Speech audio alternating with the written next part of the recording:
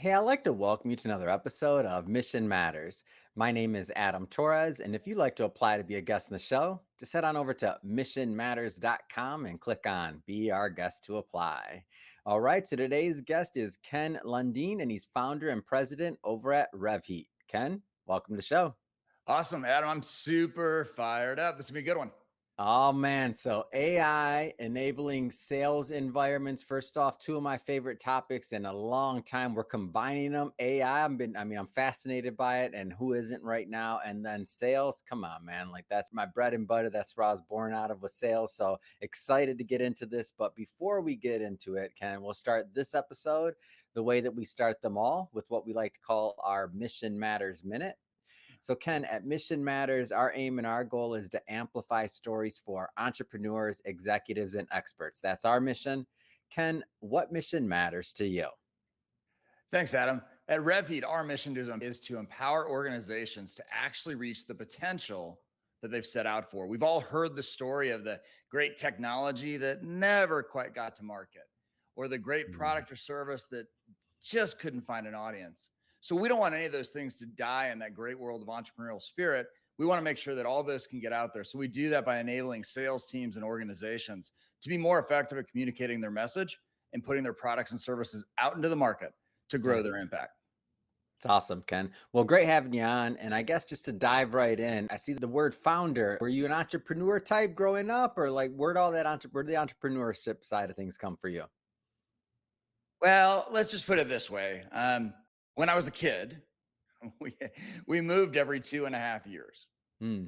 And so I think you either have to be an entrepreneur or a seller. And I happened to end up being both. My dad was retired from the Air Force as a lieutenant colonel. And so we lived in great places like outside of Rapid City, South Dakota, and Sounds lovely for all Vandenberg Air Force Base. So that's where it came from, I think. I think it came from that natural knack to have to kind of I got to meet new friends. I got to meet new people, and I got to be open to new ideas every couple of years. What was one of those early businesses? Give me an early one, man. I want an early one. Oh, well, I had the newspaper route, which I would tell you. Oh, you did a newspaper route? I'm so jealous of everybody that did a newspaper route. I feel like that's what I missed out on in life. Go ahead. I'm just always jealous about it. I had baseball cards, I had some candy, some other things like that, but I never got the newspaper route. Well, here's the scam on the newspaper route. So I said I had the newspaper route, and you would think that's a business. Well, at least that's the way they sold it to you when you were 12 and you were riding your BMX bike around at 5 a.m. and getting yelled at because when you threw the paper, it actually hit someone's flower pot or their planter instead of their actual front porch. So that was probably the first one, but it did teach me you got to get up, and it did teach me that you got to go to work.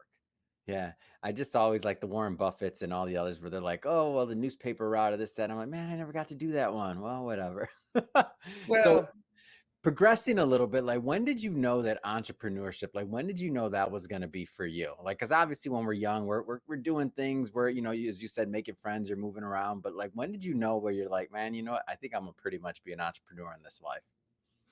I think I probably had a similar path to what many people go through. So I was working for somebody else and we had great success. It was right there, and it was right in Phoenix, Arizona. And we had been with a company that had been able to grow from 2 to 80 million over the course of 4 years. And so it Wow. was a fantastic thing, right? And we were Inc. 500 rated as part of the management team.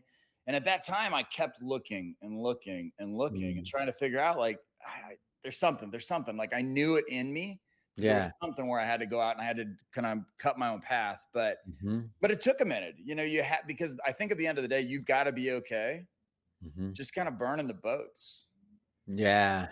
And most people say they are, but man, when you're playing without a safety net, the world gets very different. Yeah. I remember burning my boat, man. When I burned my boat, I remember I gave up my licenses. So I was in finance almost 14 years. And when I decided to go full time in media, which I've been doing for a solid 8-9 years now, or going on 9 years this December, I gave up my licenses and I was like, man, I spent 14 years working on this career and having all these things and, CFP, Series 7, 6, 63, you name it, I had it, right? And for me, that was my like burning the boat moment. Did you have like, and everybody around me when I had that moment, by the way, they thought I was crazy. They're like, what is going on with Adam? Like, You got a big practice. You've been doing this your whole life. This is what we know. We know financial advisor, Adam. And now you're going to interview people. You're going to publish people. You're going to help people with their like market branding. Like how's that? Where'd that come from? What was What your happened scariest when thing you though? What was the one thing that terrified you in that move? I know you went and did it, but Oh, what? everything. Oh, everything, man. I'm an accidental entrepreneur. For me, the challenge of this or the interesting part about it was that our mission matters in general, which was then called another name, which was money matters. Cause again, I was a financial advisor. Yeah. It was making the decision of both of them were going pretty well. So it Yeah. was like I can always go back to being a financial advisor, possibly, and get my licenses again. But can I always ride this wave that is now Mission Matters? And so that was the like, is this just gonna be like a here today, gone tomorrow thing? Or like I didn't go to school for media. I didn't say I wanted to be a podcaster when I grew up. I don't even know if podcasting was around when we were in college. I don't Yeah. know. What for you, your burning the boat moment, like what was that like? Or like what was even the support system around you like? Because people thought I was crazy. Like what was your experience? Yeah, I was a little insane. So that company I told you about that went, 2 to Yeah, 80 yeah, million yeah. in 4 years. They had a bunch of locations across the United States. It was a franchisor manufacturer. Mm, And so I bought their only other corporate location in Atlanta, Georgia, where I live today. And the burning the boat moment, which upon reflection is very obvious, but at the mm. time I was like, I don't know what's the problem with this. Um, I like where this is going already. yeah, I mean, I I took debt from the CEO of that Okay. company. Hmm. He said he'd finance it. Little did I know he was in the middle of doing a massive private equity deal. That's why he wanted out of that location. But the burning Okay. moment was there was so you take on the debt, and then I moved out here, and Adam, one of the top reasons businesses fail Mm. is because I only had 3 months of liquidity. Oh So, wow. it was I took like that whole idea of 100% commission, no salary sales, took it to a whole nother level at that moment, Wow. and just nothing in the bank. My family's still back in Phoenix, and Wow. I'm out here. I'm working 6 in the morning till midnight, You're no against the joke, every wall. day. Wow. Yeah. What got you through that, man? Like what got you through that? Like that's a tough time. Like your back's against the wall is an understatement. Yeah, I think in that moment when if you think about it, you learn what you're capable of, right? I think Mm. that's the big thing most people who don't actually go work for themselves sometimes. Mhm, Like mhm. you and I, right? There are things that you've probably experienced over the course of the last 8 or 9 years Yeah. that have been light years ahead of anything you thought you would experience or thought you were capable of. And so Yeah. for me, it was a dogged determination, and the fact that I had finally just kind of jumped off and said, you know what, I'm going to do this and I'm going to succeed or fail on my own Yeah. merits. And so is it's that extreme accountability to some extent. Yeah, I love that you bring that up, by the way, that you sometimes don't know what you're capable of. So that even coming to this interview, and I feel like the universe tests you constantly and different things like God, the universe, whatever, like just making sure that you want what you're asking for and that you know you're ready for it. I'll give a quick example. I'm on 2 hours of sleep right now and I'm okay. I was in a little bit of an accident last night and I was driving, I didn't get back in, but man, I was like, am I canceling on Ken? Absolutely not. I've been looking forward to this for weeks. I'm like, we're about to have some fun today. Our audience is waiting. They want this. They want to hear this. I know it's a great topic. Like, so when I think, and I bring this up for the other entrepreneurs that are out there that Yeah. are going through it. And the reason why I have this part of the conversation is because I want others to know, like, we all go through it. If you decide to go through that entrepreneurial journey, like that's a piece of it. But then on the other side of this, and not to bring up too much your personal business here, Ken, but you're getting ready for Italy soon, right? Like, come on, got to throw in the other side of it. We gave one side of the other side of it. Looks like your company's doing great. You're growing. You're busy, and you're on your way to Italy. Talk to me, man. Yeah, it's fantastic. I mean, it's, what's the saying? What's the cliche? An overnight success in just 10 years. So, so it's the grind, man. Like the Yeah, things that you're doing right now that you said, I think one of the biggest differences, are you willing to do the things others aren't willing to do in order to have the life others won't have? yeah, yeah. And what that means, though, in many cases, man, the sacrifices that you make on the front end of that thing are massive. I've Mhm. never, ever, ever, ever, make sure I'm right. Yep, Yeah. absolutely. Never, ever, ever taken 2 weeks off in a row. Yeah. Wow. And that's what's happening for Italy. And so that for me, that's a Whoa. big So, win. man, congrats. That's Yeah. awesome. I didn't know that part of it. That's great. You're getting a solid 2 weeks in too. That's amazing. Yeah, yeah, we're not hurrying. So yeah, I mean, like you said, your things are great, and I think what Yeah. I love what you said: 2 hours of sleep, you're up, you're on 17 cups of espresso, which is perfect. But I think what you're saying is you're willing to do the stuff others aren't, Yeah. because it would have been super easy for you to Hmm. be like, "Hey, Ken, how about 3 weeks from now?" Yeah. And Yeah. I Yeah. wouldn't have given you grief, No, no, no. but You're like, that's you're in not an how you accident, roll. dude. It's fine. Yeah. Rev Heat. Let's get back to this. So, Rev Heat. Where did you come up with that idea? Like, tell me about the birth of Rev Heat. Yeah, I'd spent a few years. So like my story is I'm a mutt. Like I've been in 7 industries in my career, Yeah. and which basically makes me 100% unemployable according to the way people hire today.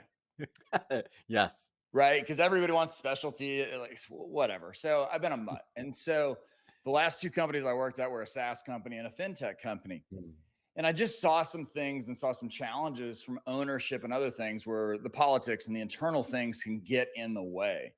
And mm, so what I wanted to do, rather than kind of hitching my boat to one thing, is I said, you know what? I know something about sales.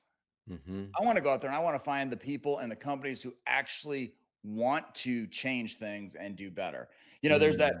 the GIF or the meme or the whatever you call it, the thing you Yeah. see on social, and it's got the 2 lines, and the one line is everybody wants change, and everybody's got their hands up, Yeah. and the other one's like, and who wants to change, and the line's completely empty. Yeah. And so that's the thing. I wanted to get the people who are going in that line that's not Mm, traveled by many. And so with RevHeat, we've been able to pull that together where we actually help companies grow mm. sales, improve win rates. Just we've had Yeah. massive amount of we've been very fortunate in the Yeah. companies we've been able to work with. What kind of industries do you work with? Like, when we talk about sales, like, what do you give me a little bit more on that one. So, industries, type of company, size, give me some of the flavor. Sure. We work with B2B companies, so we're Mhm. not B2C. So if you have a car dealership, we're not your people. Yeah. If you're selling to another business, we're your people. Mm, Most of what we do, though, and what my books behind me are written on mhm, is if you're selling to large enterprises, then we crush mhm. it. So it's Yeah. B2B who wants to sell to big companies. And I would say probably 80% of our work is somewhere around technology. And so it could be Mhm, IT consulting, it could be services, digital transformation, SaaS. mm, But we've also worked in manufacturing and distribution, some other ones. But I would say the vast mm, majority of it is, hey, we've got a product offering that's probably in excess of $50,000 to $75,000 on one time, mhm. and then there's a lifetime value beyond that. And so that's where so much of our work is done. How do you see the advent and all this introduction to AI? Like, what's that doing to the sales environment? Because you've been, even before we've been having this as a conversation, just AI in general. I mean, you've been in the field, like you've been in the trenches, you've been doing other things. So, as you mentioned, so how does this like play into the mix? Yeah, I look at AI as a form of just think about it in phases. Hmm. And right now it's been phase, 0 to 1 has happened very quick, right? It was something everybody was talking about 10 years ago. And then Hmm. all of a sudden in the last 6 or 9 months, like you have it on your desktop. Yeah, it's kind of crazy.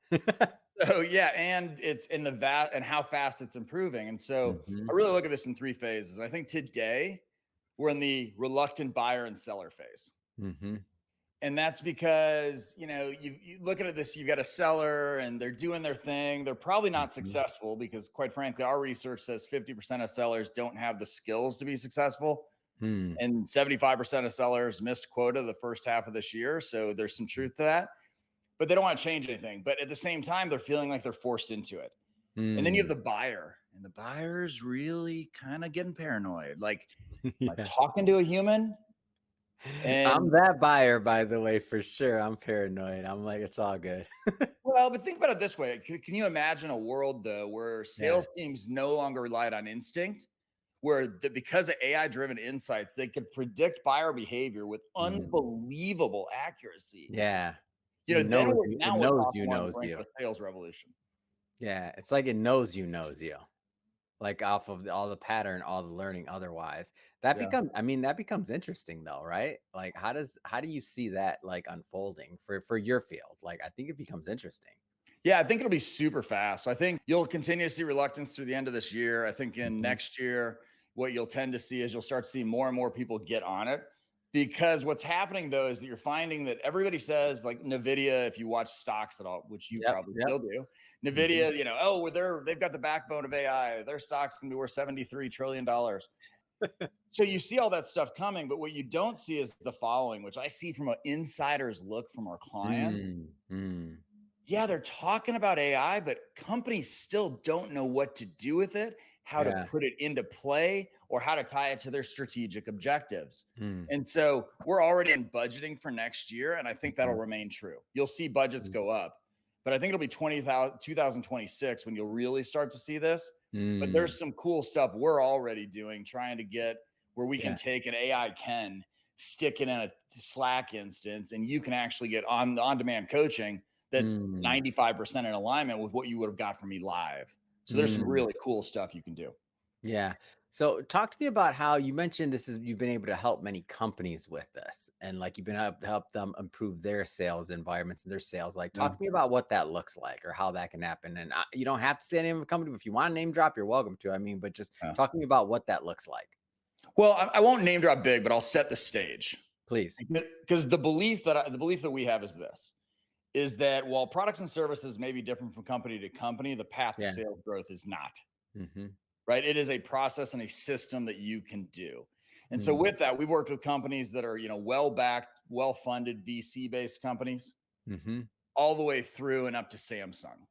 Mm, And in all cases, you find that there's things that are happening. And so we've been very fortunate to work with a lot of these companies and help them do a few things. One of them is we typically see them triple their win rates on new logo, and that helps. mm, Everybody says, I want more new business, and they all go, I want leads. I want leads. No, yeah. what you need to do is be more effective. Yeah.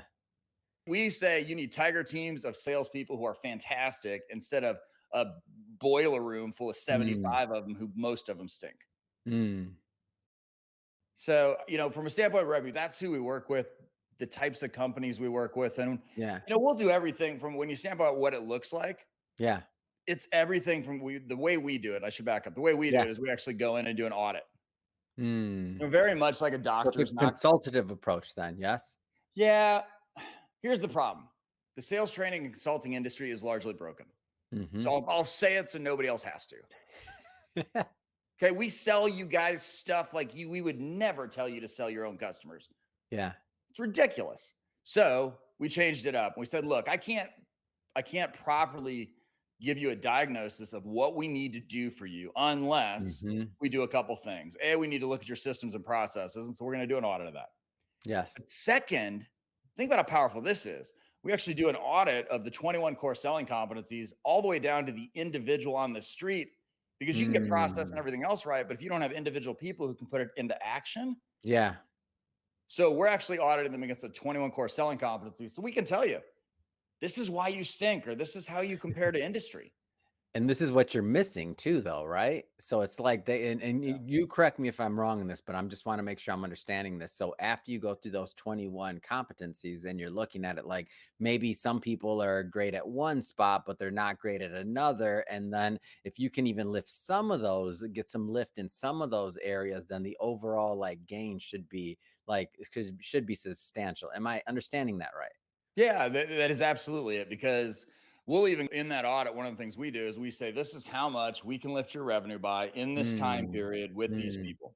yeah, So I just always felt like sales, consulting, and training in general was sold wrong. I didn't feel like they did it right. So that's the yeah. bottom line of ours is that baseline, and we use that for the prognosis. But the cool Mhm, thing is the sellers. So mm, you talk about. I love the idea, right, of mattering and what do you care about. And so I'm not going to use his name publicly, but let's say yeah. his name is Gene. Okay.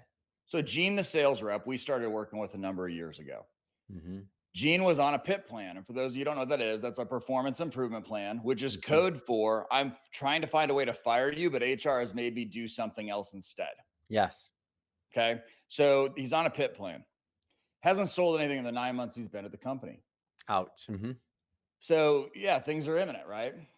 So we start working with him, and here's what happens: he sells $2.5 million in the next 6 months. He Come on. sells 4.5 million in the next 12, and then in 2 years later, he sells 21.5 million. He's the number one seller in the world for his Mm, company.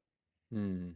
Most companies can't. There are so many companies out there that can't fathom selling 21 million themselves, and we were able to help get one seller. But the reason I get up in the morning Yeah. is because he was able to put his kids in the school district. He and his spouse were Mm, able to make choices about who works, who doesn't, who has assignments. He was able to actually get up and improve the quality of his life and his mm. family's life. Wow. And so that's, when you talk about, hey, what do you guys do? Well, we do all this other stuff and we have a Mhm. process for it that's rock solid. Yeah.